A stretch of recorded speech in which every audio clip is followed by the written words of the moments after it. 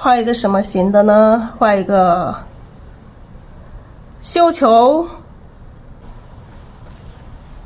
来画一朵塔式，塔式可能没办法体现出来啊。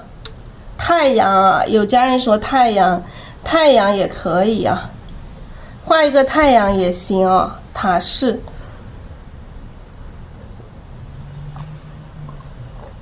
因为这朵它只能露出一小半，露出一半。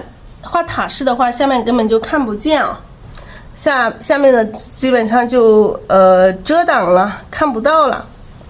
底色没有了，我们再调一点底色吧。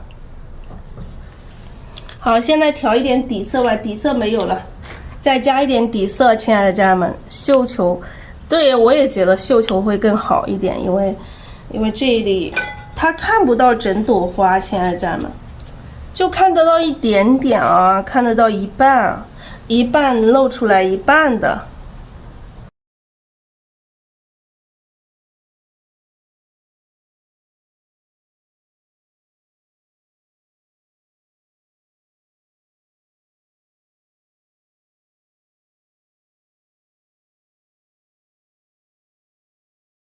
还底色是这个太白加三绿加胭脂。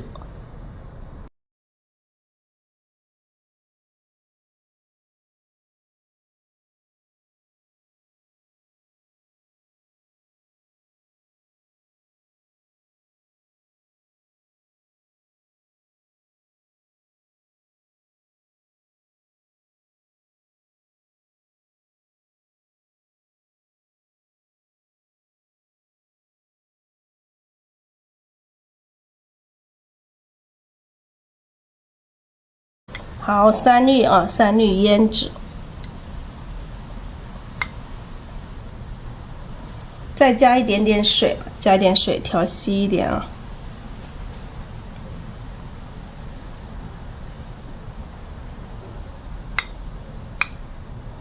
画一个粉色的是吧？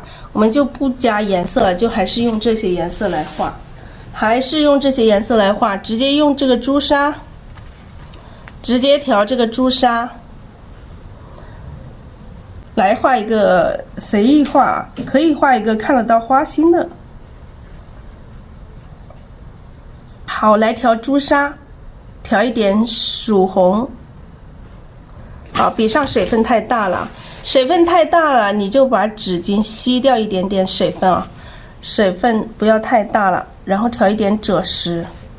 好，画一个这个太阳吧。为什么画一个太阳？为什么画一个太阳呢？画一个太阳好不好？在这里画一个太阳，我们把这个花心表现得更明显一点点，因为这里有两朵花都是看不到怎么花心的，所以我们要有一朵能看到花心的，好不好？来，这个花心我们放到这个地方，大概定一下这个花心的位置，来定一下花心的位置，然后我们再沿着这个花心去展开啊，沿着这个花心去展开所有的花瓣。好，你看这个花瓣有变化吗？这里这个花瓣是比较宽的，我们到这里来，这里花瓣都是比较窄一点哈，都是比较窄一点。这个花瓣一定要有变化啊！我们画出，即使我们的真实物象没有那么多变化，但是我们在画的时候，要根据自己的这个主观思想去变化，去把它变得更多变化。那我们在画画就是在画这个对比关系，在画变化，是不是，亲爱的家人们？对比关系有哪一些啊？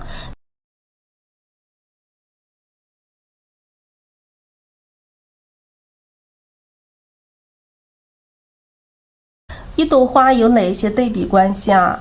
一幅作品有哪些对比关系啊？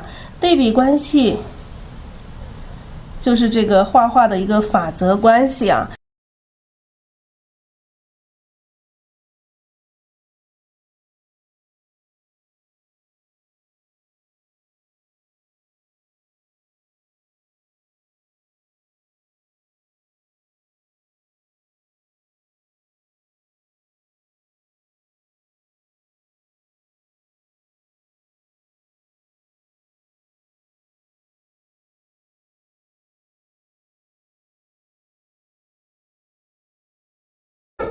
好，这个地方这些小花瓣啊，一定要小心一点点哈，因为为什么呢？这个花是在后面，这朵花是在后面，我们不要把它画超过了。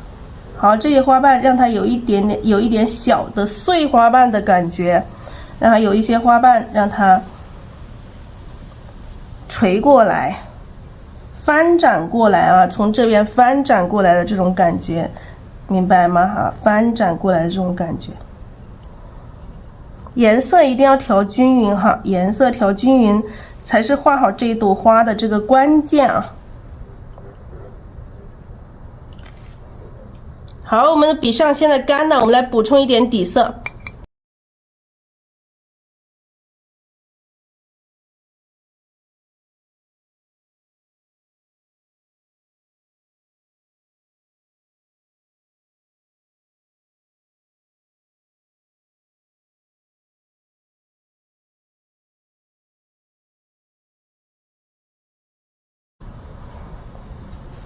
好，这个架子基本上搭成了，然后我们要补充里面的正半，亲爱的家人们，这个地方啊，这个地方是虚的地方，我们可以先把它画了。这个地方我们把这个画成这一朵里面最虚的地方，最虚的地方我们就直接点上它，直接点，随意的去点上这些花瓣啊，随意的点上这个花瓣。但这个花不要画太大了，亲爱的家人们，不要大过哪里，不要超过这一朵花，不要跟它排齐了哈，不要跟它排齐了，至少要在它的这个后面往后缩一点的地方。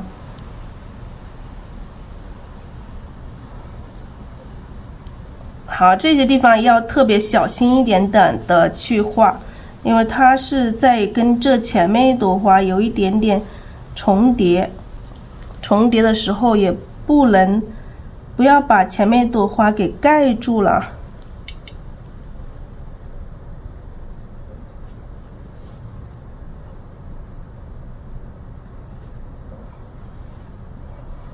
好，这些花瓣啊，看到了吗？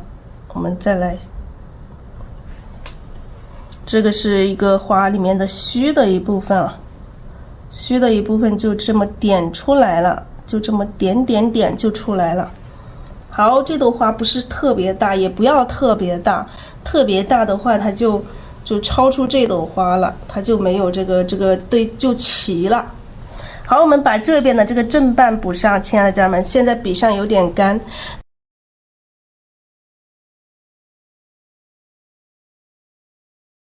好，我们再来，还是一样补充一点朱砂。然后补充这个曙红。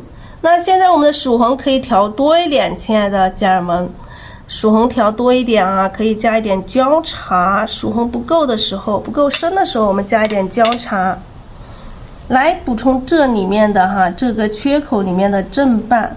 补充缺口一定要颜色更深一点，它的层次才会有这个层次呢。是不是我们要画这个层次，画这个深浅变化的这个层次出来？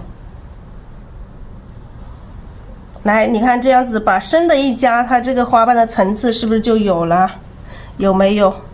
来，再加一点曙红，把这里面的花瓣也补上来哈，把这里面的花瓣也补上来。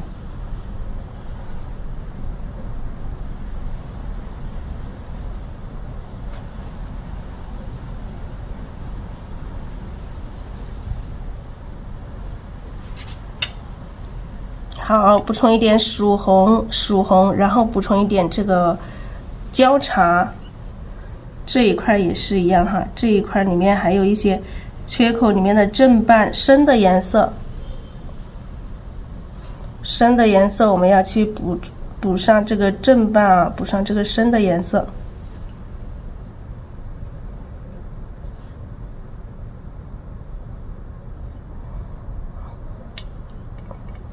好，再来补充一点曙红，补充一点焦茶。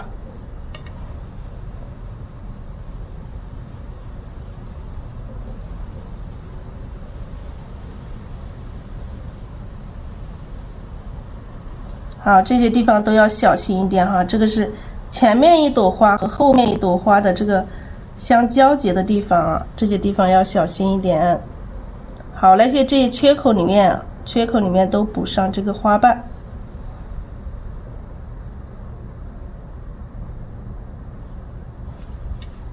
来补充一点曙红，补充一点点赭石。那么越到后面的颜色会越来越浅一点点，我们就不补充那个交叉了。我们在最深的地方补充了交叉，我们再慢慢的变浅一点地方，我们就不要补充交叉了。这个根部最深的地方才用这个交叉色。好，来补充正瓣啊，补充正瓣，补充所有的这些反瓣里面的正瓣。怎么补充正瓣？正反瓣怎么去画？这个我们今天是画的作品啊。如果说我们讲基础的时候，会很详细的去讲这个正反瓣怎么去补充。我们补充这个反瓣，笔尖在这个缺口最深的地方，侧锋行笔哈，笔尖沿着前面的一个花瓣的这个边缘走啊，笔肚可以有提升，让这个花瓣有变化，不要把这些花瓣都画的成圆乎乎的啊，一定要画出它的变化来。好，笔尖补充一点点曙红啊，不要太多了。好，这个花瓣我们可以稍微大一点点啊，那么多碎花瓣，偶尔来一个稍微大一点的花瓣。好，这里还有一个缺口，我们继续来补充一点点，这个朱砂，补充一点点曙红，可以补充一点点这个赭石哈。好，这里也是啊，来一个稍微大一点的花瓣啊，来一个稍微大一点的花瓣。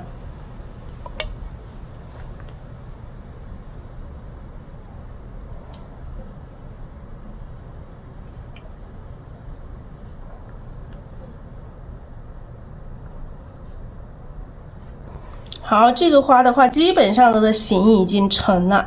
那我们再来看一下它的外形有没有哪里需要调整。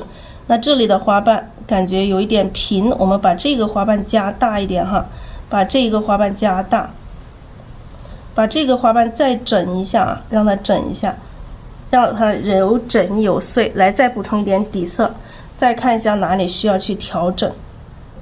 那这个花瓣也可以再出来一点哈，再出来一点。再包过来，包到前面一个花瓣，然后我们看一下整体的一个花型啊，看一下整体的一个花型，需要调整的地方，我们再去慢慢的去调整它的一个花型。太阳形它的特点就是比较圆一点哈，亲爱的家人们，太阳形就是比较圆一点哈。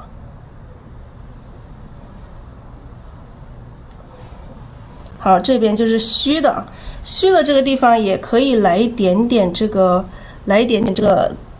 太青蓝哈，也可以来一点太青蓝，让它泛一点点蓝，不要太多了，只能一点点哈，只能一点点。好，基本上这一个太阳形就可以了，也要有这个虚实的这个变化，也要有这个虚实的变化。你看这里是这朵花哪里是虚的，这一块就是虚的，看到吗？这里就看不清来这个正反瓣的这个感觉，它就是虚的，和这边的这个实的，它就形成了一个虚和实的一个对比关系。然后花瓣呢，你看这种长的、横向的长的，还有这种圆的花瓣，它又形成了一个对比关系。你看对比关系是无处不在哈，亲爱的家人们。来，我们再来深的颜色。再来这个曙红和这个交叉，最深的颜色把这个花心的地方哈，花心中间用最深的颜色去填上，花心中间填上最深的颜色，最深的这个曙红和这个交叉。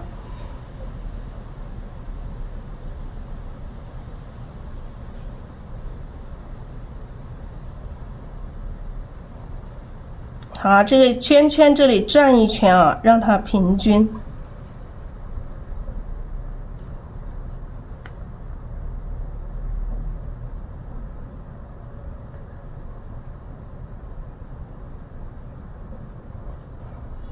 好，这个地方我们是要画花心的啊，花心也是特别重要的，太阳型的花心一定要好好的去表达它的花心啊，太阳型的花心特别重要。这3朵花好看吗？来，我们吸一下水分啊，吸一下水分。为什么吸一下啊？要等它干的时候要等挺久的。我们想吸一点，快一点来画它的花心啊，快一点来画花心。花心特别重要，亲爱的家人们，有些家人们，看画花心没耐心。花心画好了，这个花的话更漂亮啊，就是给这朵花是添颜色的哦。来，花心是这个藤黄加太白，我们调到一个瓶子里面，每天都可以直接拿来用。如果你每次去调的话，每次调一点又用不完，就很浪费。直接调在一个小瓶子里面啊，然后每次就直接拿出来就可以用了。干了的话，你们就笔去洗一下。好，这个绿色的也要加一点点花心啊。绿色的这个花心，我们就加在这个最深的地方哈，把这个花心就加在这个最深的地方。最深的这个地方，然后这个特别是这个绣球型的花型一定要注意这个疏密关系哈，一定要有一堆很多的，有一堆这个很多的，然后慢慢的越来越少的，不要全部都很散，不要每个地方都2、3颗，那你整朵花的这个花心就把它拉散了。你看这一块我们让它最多哈，最多在这里，直接这样子去点哈。然后其他地方可能就点个2、3颗，1、2颗。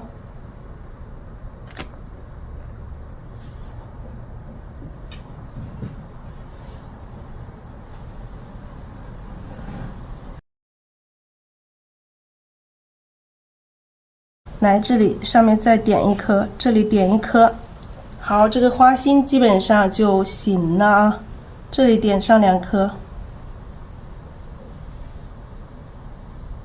你看这个花心这块是最多的，然后慢慢到这里又有第2多的，然后慢慢少，你不要每个地方都点2、3颗，这样就不好看了。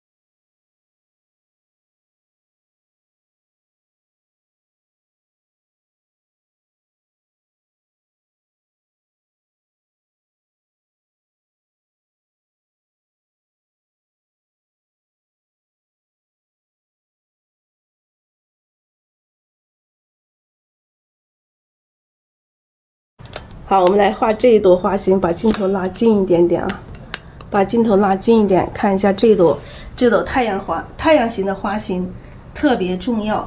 这幅作品还没有画完，大家不用着急哈，我们后面还要画一些，还要画其他的，有可能要画其他的花种。来，先用这个3绿，先用3绿画一个雌蕊，在这个花的正中间啊。雌蕊画5个瓣啊，5个瓣。看一下是不是正中间啊？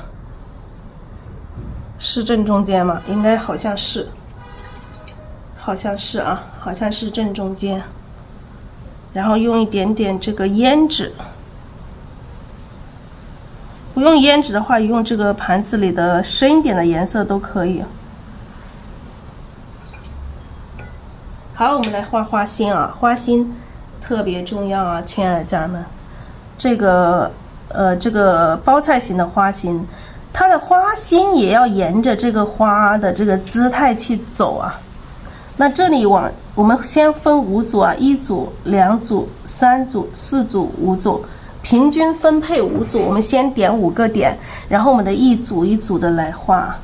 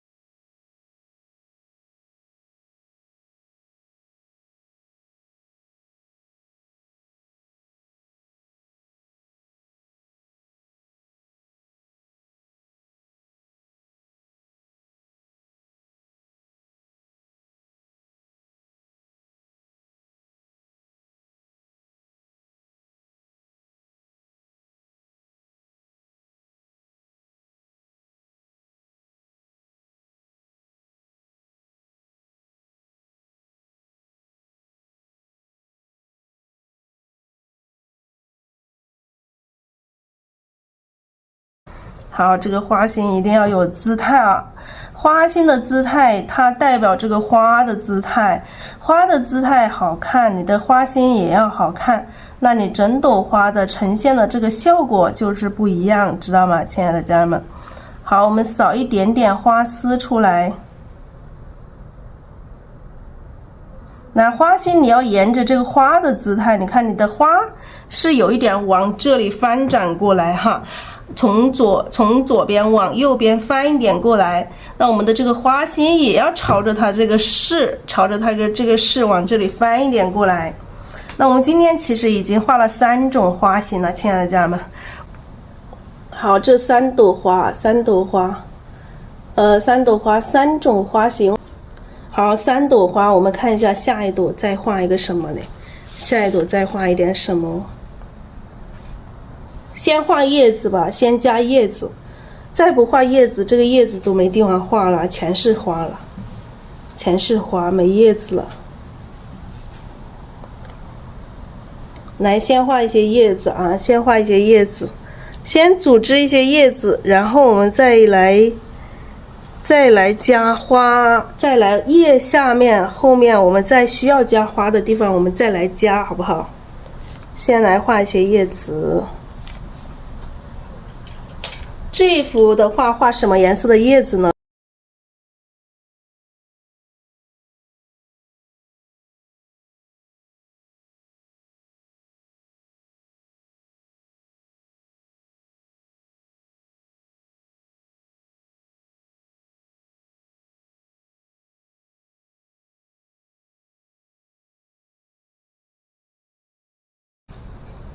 好，这个是三青哈。三青不能直接用三青去画，直接用三青，它的颜色可能会太火。我们把里面加点墨，调一下，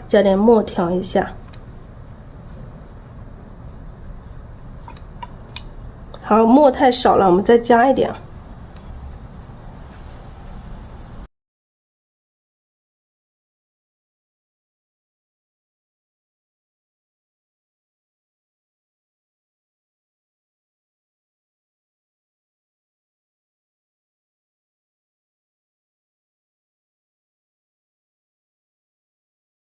好，我们来配叶子啊，然后笔尖再蘸一点浓墨，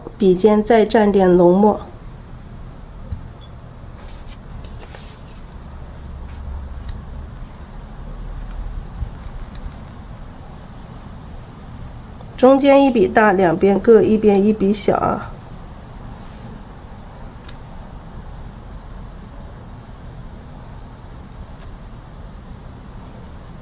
这个已经破边了。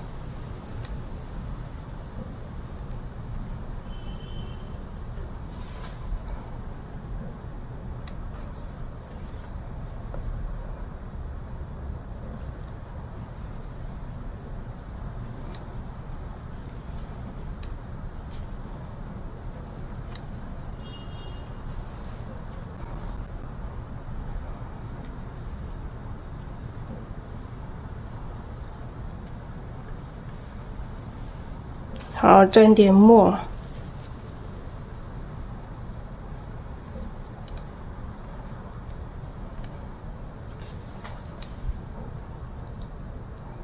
好，这里先来2组叶子。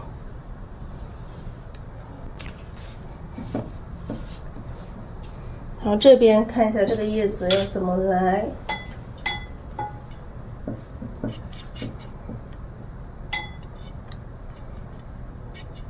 先蘸点绿色，蘸点红色，画一个叶柄哈，画一个叶柄，绿色。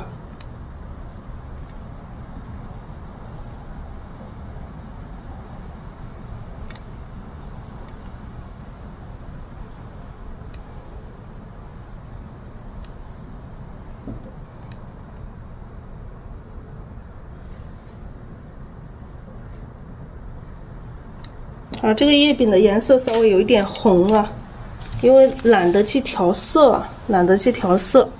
好，我们蘸这个三青，然后蘸这个墨，不想重新去调色。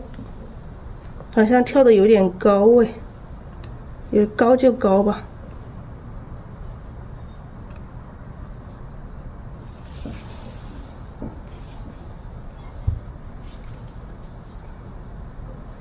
中间一笔大，两边各一边一笔小啊。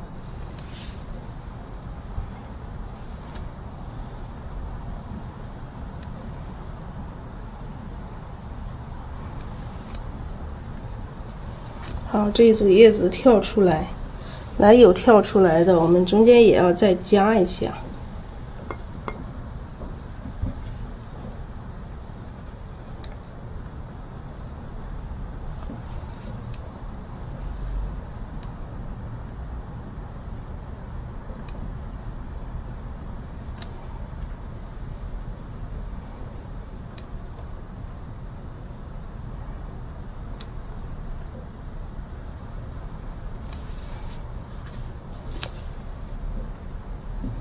好，再看一下哪里需要有叶子，这里可以来一组，这里可以来一组叶子。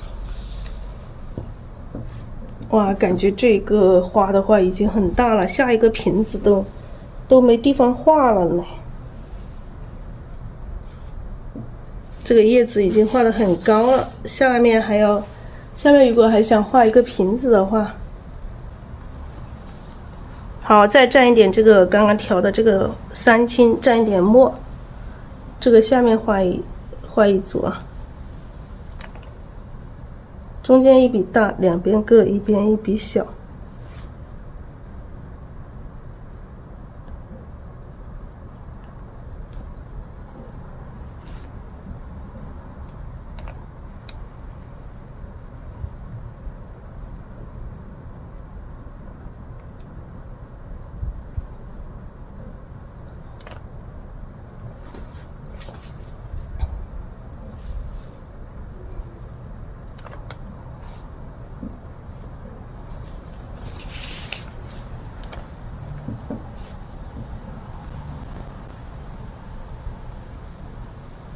上面我看一下还要不要画花，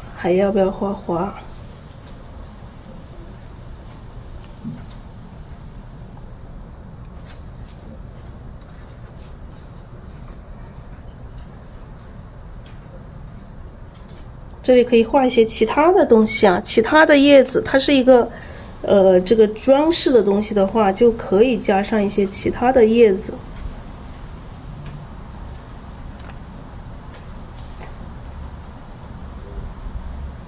用笔尖蘸一点点红色，画一些其他的这个叶子啊，叶子在里面，就是一个装饰性的一个叶子啊。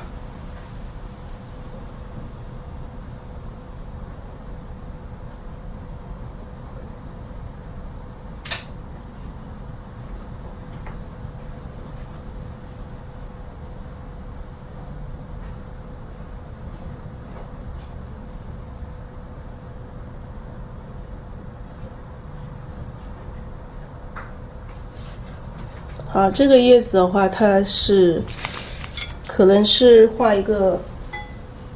稍微画一个圆一点啊，蘸一点绿色，先蘸一点橄榄绿，或者是蘸一点三青都可以，什么颜色都行哈，只要是绿色。然后我们可以加一点点这个红色，加一点红色。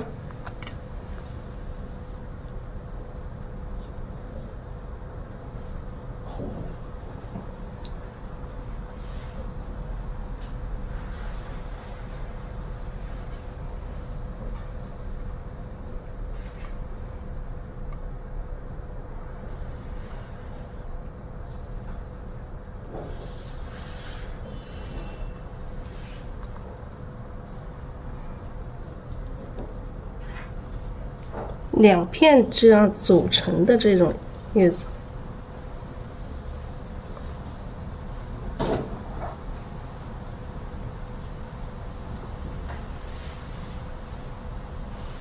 装饰叶子啊，这个叶子的话，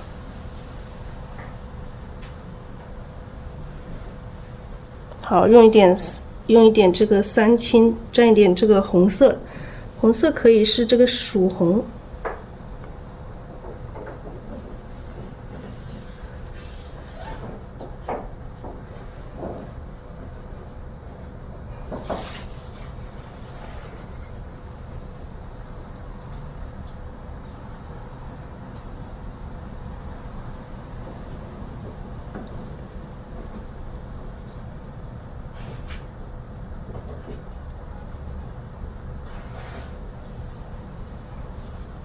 这个叶子像那个什么叶子？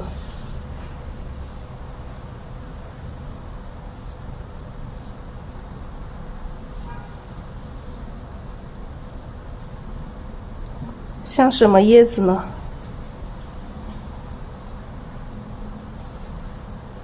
也可以露出一半的。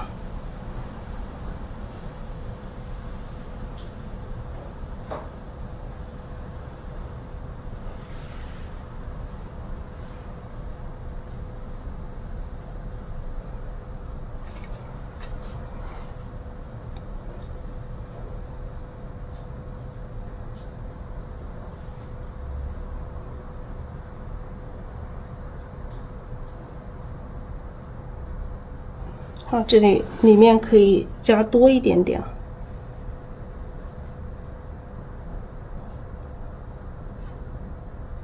那这一块让它是这个叶子里面最多的一块。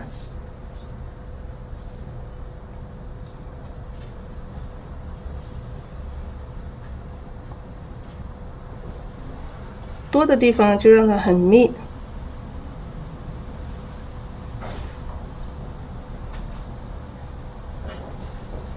不然就很散了。好，这里不管它是什么，当然这个肯定不是牡丹花的叶子啊。那它不是牡丹花叶子，只是陪衬牡丹花而已。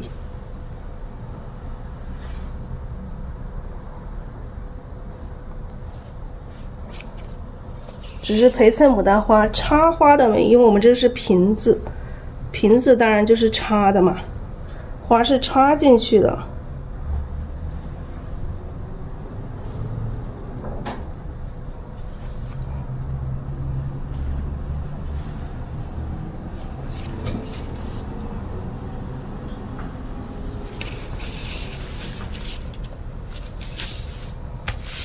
好，我们再来看一下啊，再怎么去构图。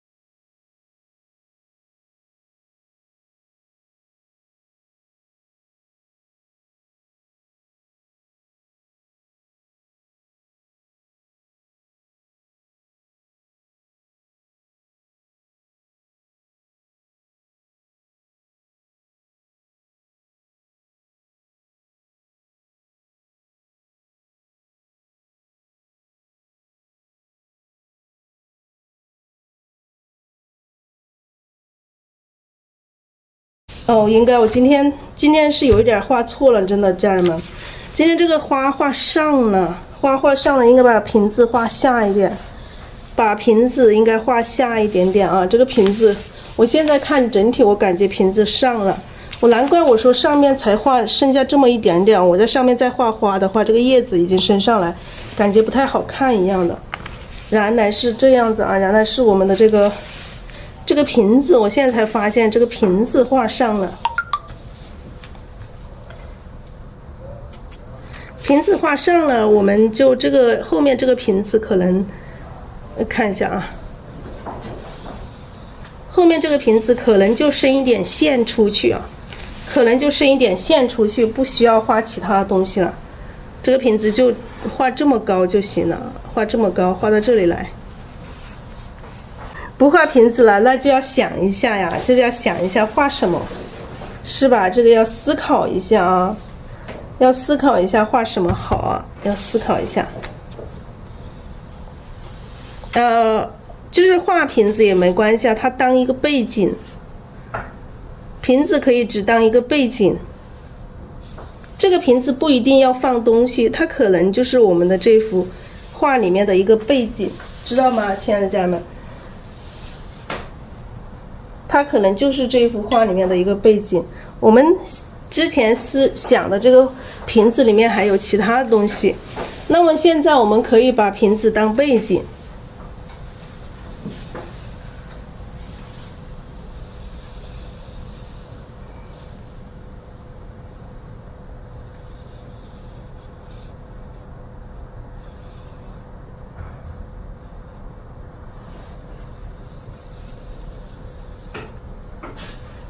好，我们现在可以瓶子当背景啊，亲爱的家人们。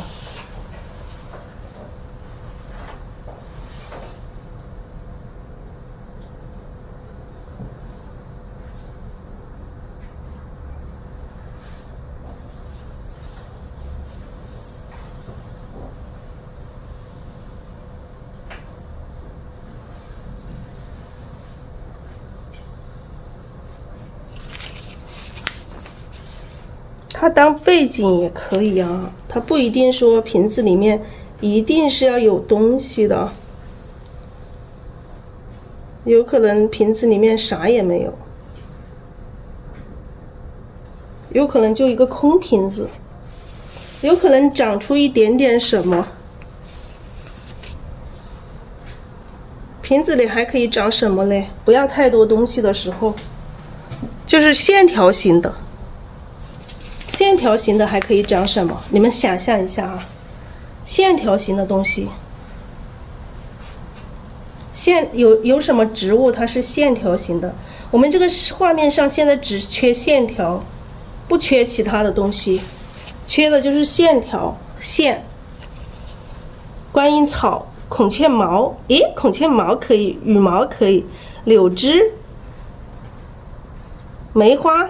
梅花还是圆的，我们要直线一点啊，线条一点，就是硬线，要稍微有一点硬线在里面，它会整个画面拉一下它的这个圆的。你看这些瓶子比较圆，花比较圆，这些叶子也是圆的。我们缺的是什么？缺的是硬线啊，竹子也是可以的啊，竹子也是可以的，孔雀毛也是可以的啊。孔雀毛它也是很多线条的了。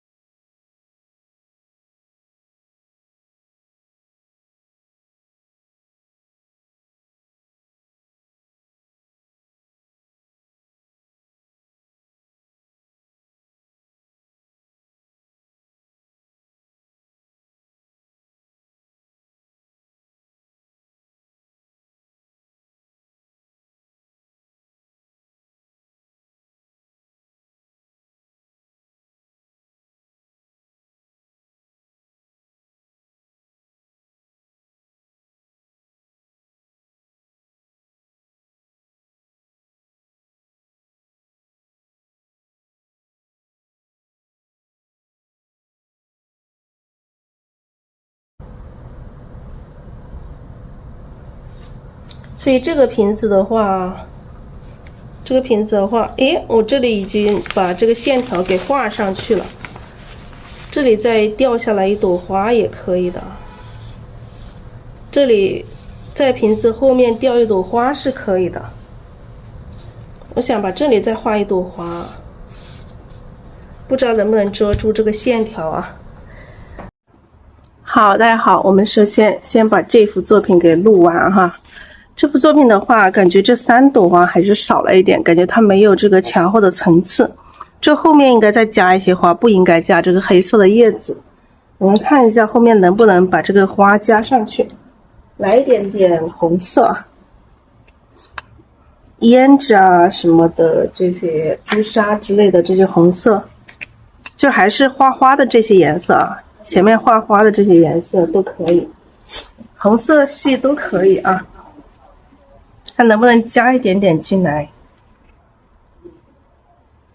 调一点这个朱砂，厚一点的颜色，因为后面已经画了这个，调一点朱砂，调一点点这个胭脂吧，胭脂不太好看，感觉胭脂不太鲜艳，不太鲜艳，我们换一个曙红吧，换个曙红，就是朱砂和曙红，也就是画这一朵花的颜色。好，用这个曙红色，好，颜色厚一点。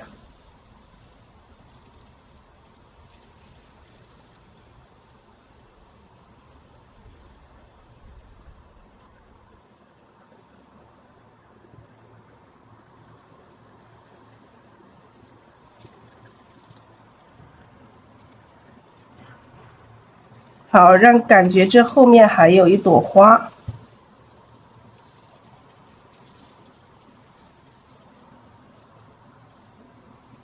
因为这里前面画了这个黑色的，所以我们要画厚一点的颜色去覆盖它。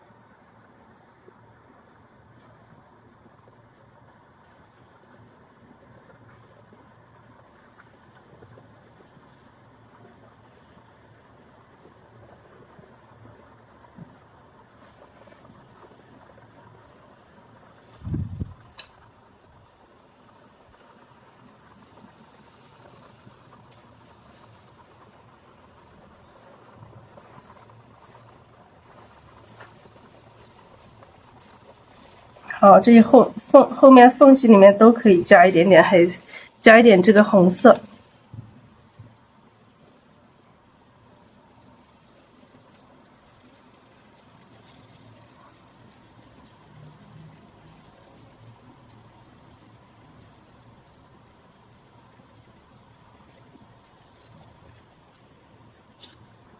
好，这里就又多了一个层次，感觉后面多了一朵花，这个上面也可以再加一朵啊，这个地方也可以再加一点点，可以这里可以用一点点绿色，用一点朱砂，用一点点这个橄榄绿。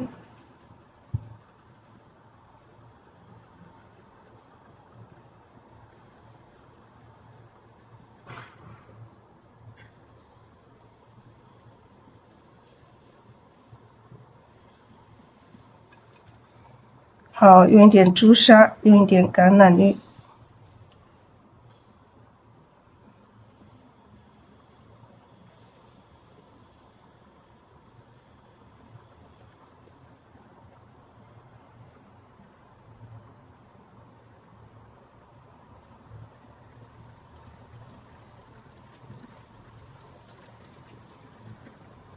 好，这朵花在这个的后面。还可以花瓣再可以大一点点。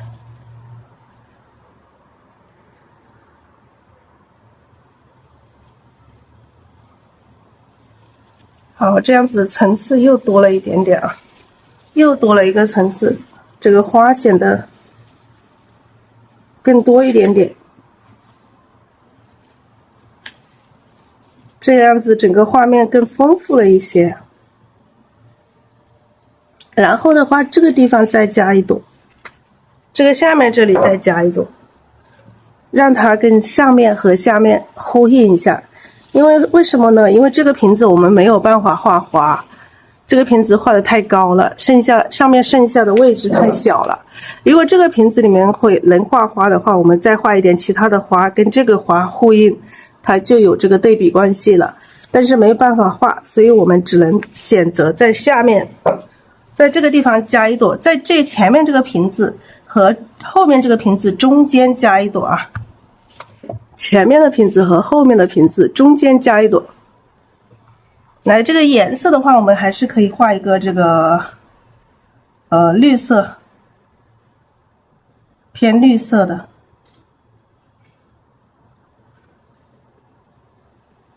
绿色带一点红色，然后我们这个颜色一定要厚点的啊，厚涂这个颜色，用厚的颜色去画，薄的颜色覆盖不了什么？覆盖不了这个痕迹啊！你看这里有一个痕迹，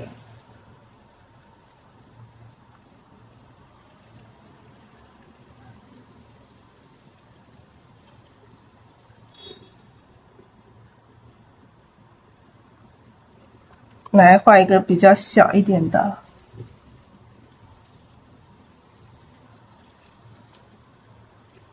蘸一点这个橄榄绿，蘸一点胭脂。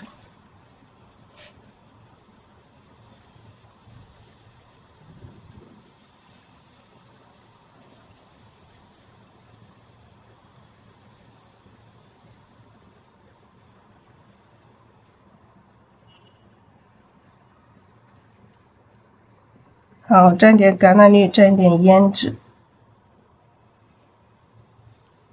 一定要调均匀哈，你看这一笔没有调均匀，这个颜色马上能体现出来，所以一定要有耐心哈。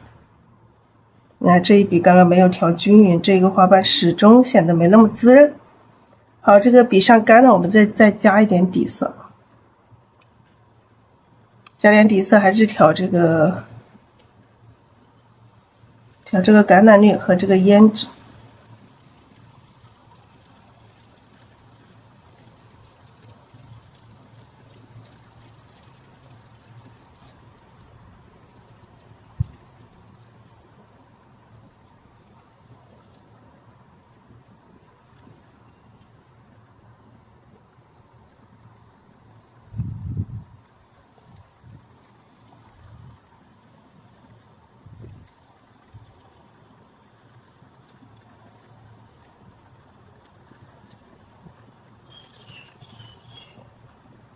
好，中间这个心啊，这个心这里颜色是最深的，这里来的是一朵这个，感觉是一个半开的啊，没有完全盛开的一朵花。当然我们也可以慢慢把它想要多大，我们可以把它画多大，并不是说我们这个半开我们就只能画一个小花苞啊，我们要看画着画着，我们要看一下上面这里的对比关系行不行？它需不需要再大一点啊？如果需要它这朵花需要再大一点，我们还可以再继续画。好，补充颜色。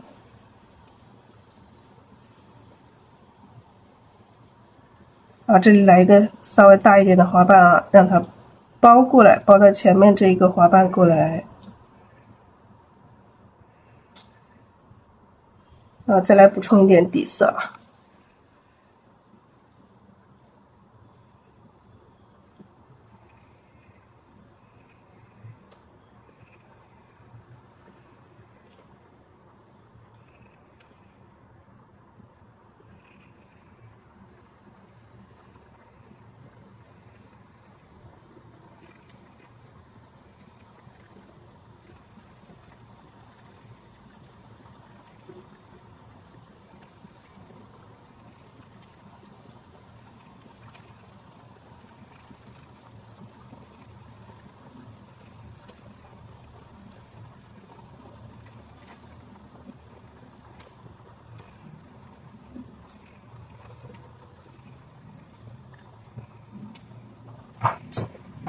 好，再来补充一点啊，补充一点底色，再补充一点颜色。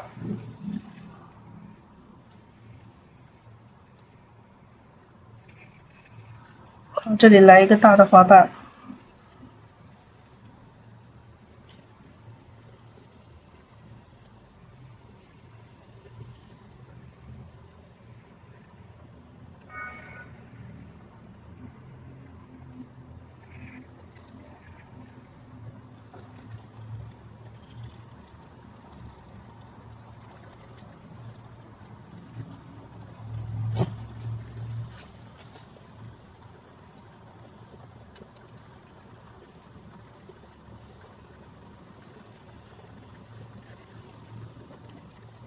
再调深一点啊，这底下来一点深一点的颜色。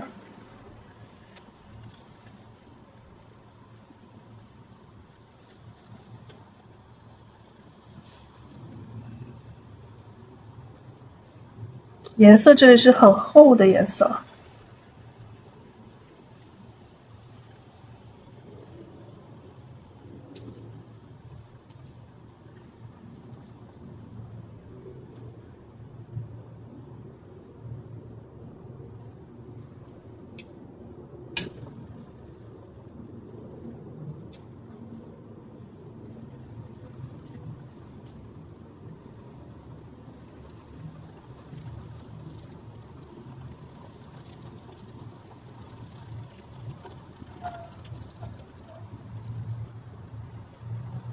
基本上这个花的话，基本上就可以了，就画这么大也差不多。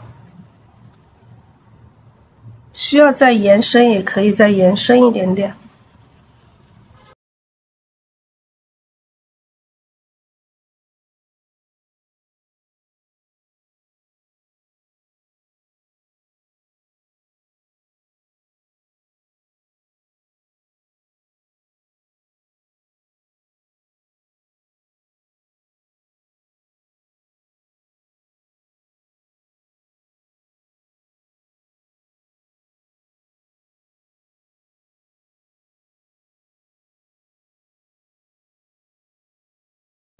好，就是一直有把它加大。好，再加一点碎的花瓣这上面。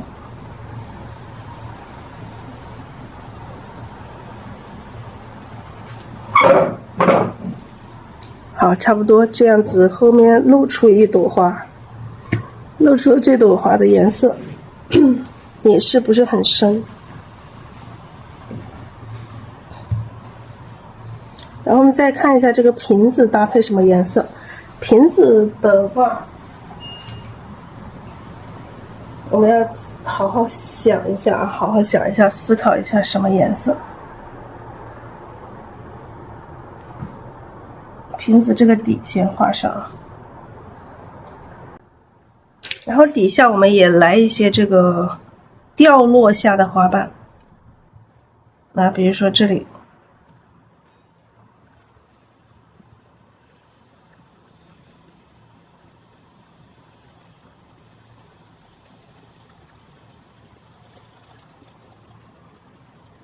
这里还有很多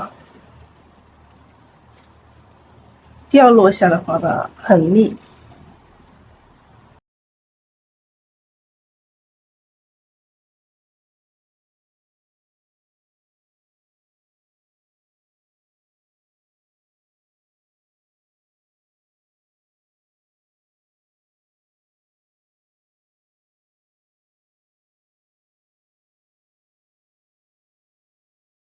好，这些掉落下的花瓣啊，这边这么多，在这边也要偶尔来几颗啊，让它形成一个疏密关系。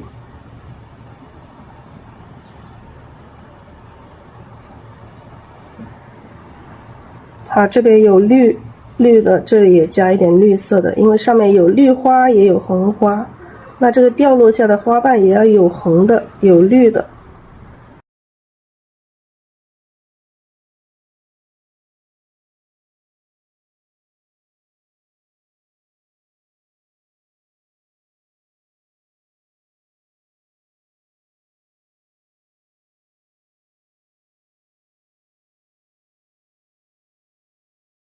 好，基本上掉落下花瓣可以了。那我们再看一下搭配什么样的颜色的这个花瓶。这个花这里还要整理啊，我觉得这里师傅还要加一点叶子进来会更好一些。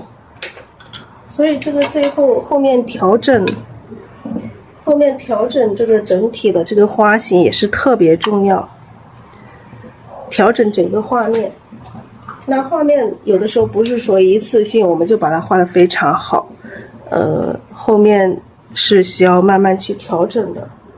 因为写意画它没有打草稿，就是直接画，那直接画就有很多不可控的因素。那不可控的因素是不是说没办法救了呢？那我们还可以就是去变化它。好，我们用这个三青，还是用这个三青啊，三青里面加点墨，然后笔尖再蘸点浓墨，画这个叶子。好，这里我觉得要有一组叶子，有一个遮挡的关系啊。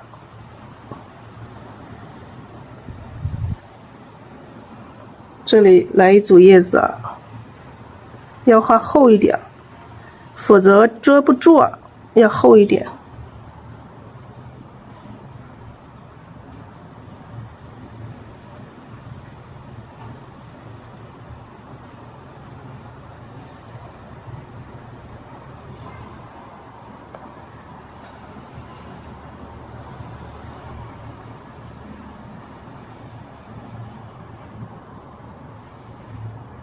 好，这一组叶子也是直接让它出来，让它盖住这一朵花，让它到后面去，移一个层次，不要3朵花都在最上面，因为这个花瓶的话，它这个花可能是一个有维度的。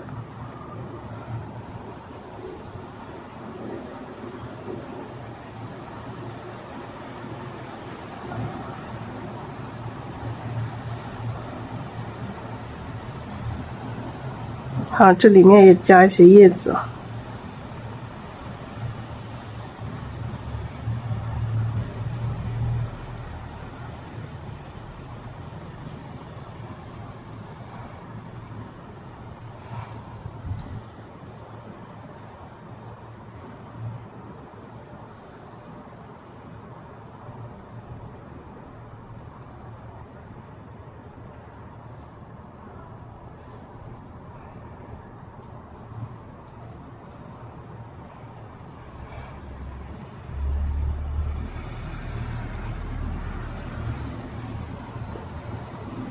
啊，这里加一串叶子出来。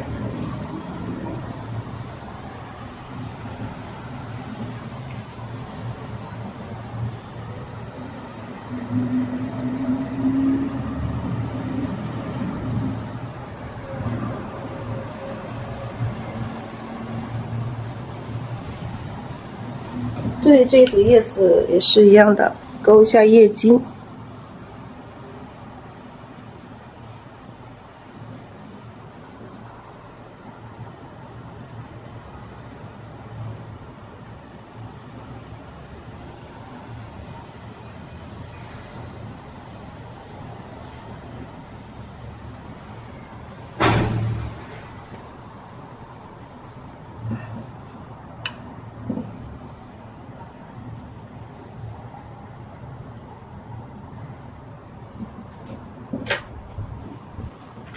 好，有点太黑了啊，太黑了，我们沾掉一点点。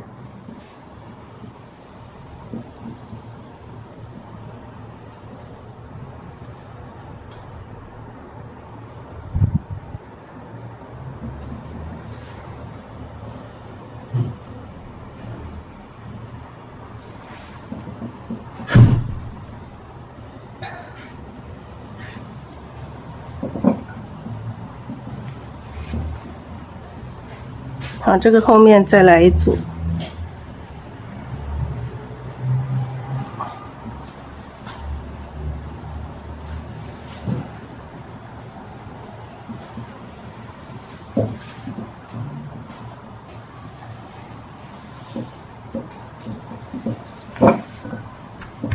现在这个花基本上就很丰富了。这一团花现在就有厚度了，有体积感了，它不会显得是一个平面的。那我们现在要考虑这个搭配什么呢？这个花瓶里面搭配什么好看？其实这个画面已经很丰富，这个上面再画花的话，它就是多余的。那我们可以画一些枝干啊，画一些什么枝干呢？就是有没有看过那个枝装饰品的那个枝啊？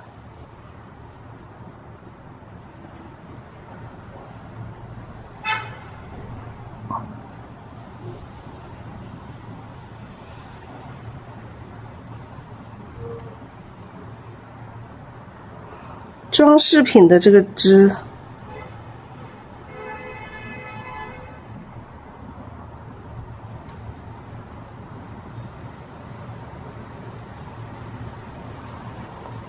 啊，装饰品的这个老枝、老藤之类的，就插在这个瓶子上做装饰的。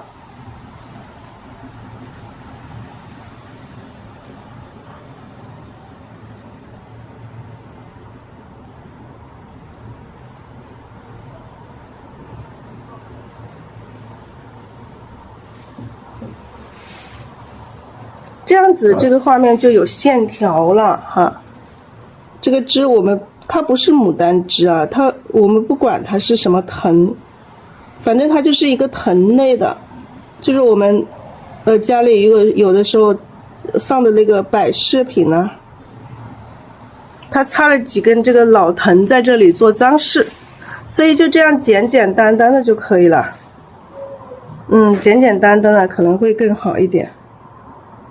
我因为想了挺久，觉得放什么都是多余的，放什么都是不好看的，只能说这样子简简单单加一点这个线条在里面，并且让它是黑色的。好，咱们再来看一下，还有这个叶柄有点露出来了，我们把它再覆盖一下。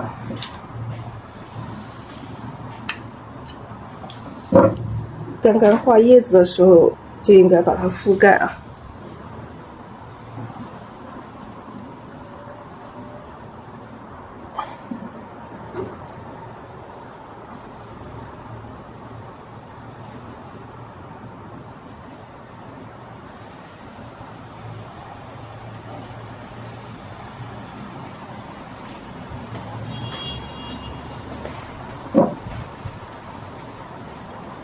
好，这个画面基本上这个就是现在后面就是做这个背景和瓶子的颜色了。